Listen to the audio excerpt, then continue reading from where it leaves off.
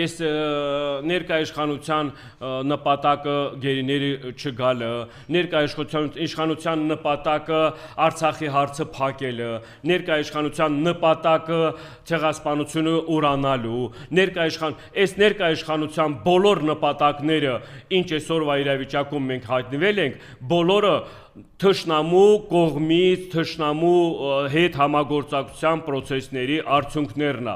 Եթե դու թշնամու հետ չհամագործակցես, դու հայանպաստ ես, դու հայրենասեր ես, դու առաջերտին քո ժողովրդի շահերի մասին ես մտածում, դու առաջերտին բանակցությունների սեղանին դնում ես գերիների վերադարձը, абսուրդ, մի հատ աննորմալ իրավիճակ։ Գերիները գտնվում են, մեր հայ քաջորդիները գտնվում են գերության մեջ,